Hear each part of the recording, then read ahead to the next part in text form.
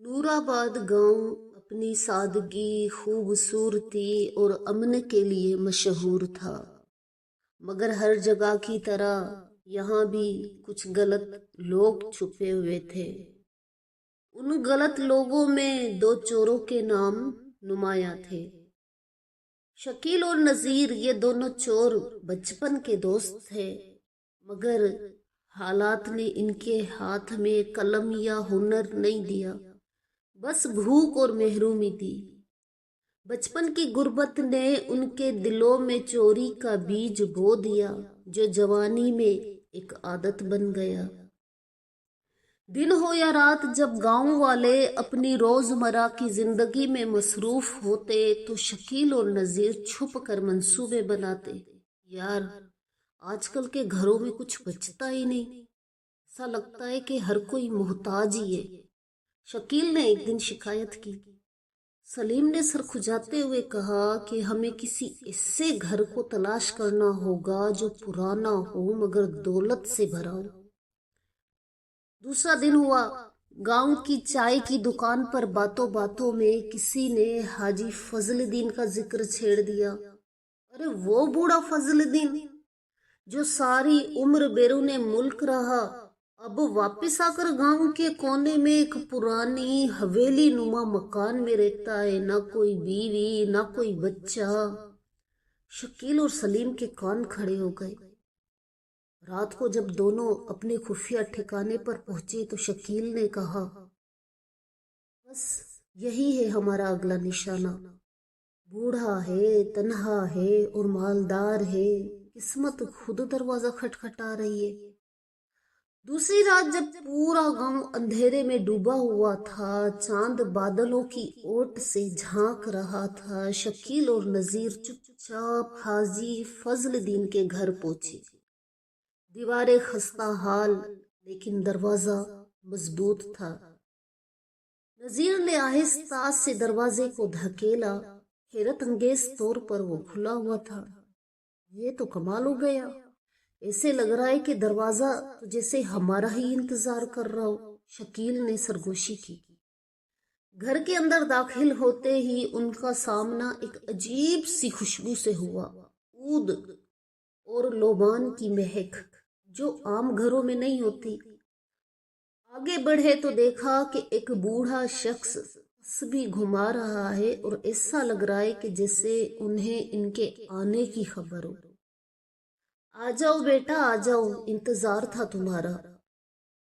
दोनों के कदम वहीं जम गए। क्या मतलब? नजीर ने बेख्तियार पूछा। बूढ़े ने आंखें उठाई, चेहरे पर नूर, दाढ़ी सफेद और आवाज में बला का सुकून।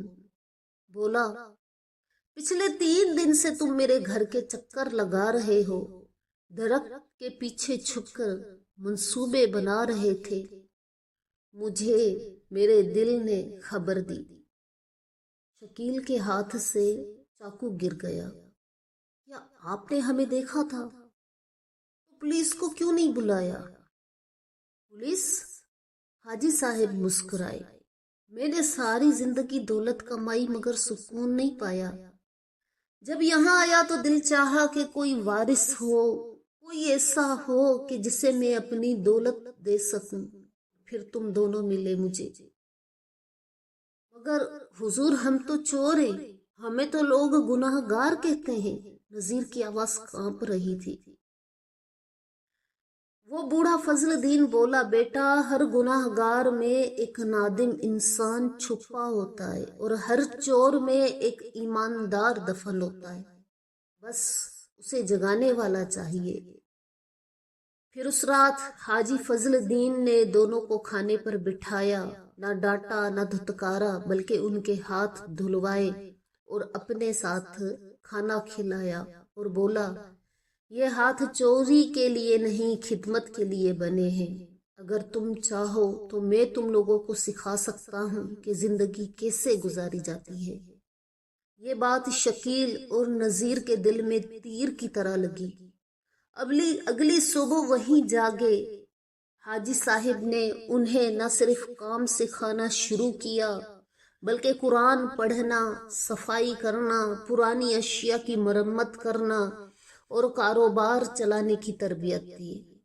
चंद महीने में दोनों मुकम्मल बदल चुके थे। उनका हुलिया, उनकी बोल चाल, उनकी सोच, सब कुछ। लोग हैरत ज़दा थे कि ये दो बदनाम चोर अचानक दीनदार, मेहनती और शाइस्ता कैसे बन गए। हाजी साहब ने वसीयत की उन दोनों को। एक दिन उनको बुलाया और कहा कि बेटो, मेरा वक्त करीब है। मैंने तुम्हें सिर्फ दौलत नहीं दी, एक नई जिंदगी दी है। वादा करो कभी वापस अंधेरे में नहीं जाओगे। वो दोनों बोले, हाजी साहब, आप हमारे बाप जैसे हैं।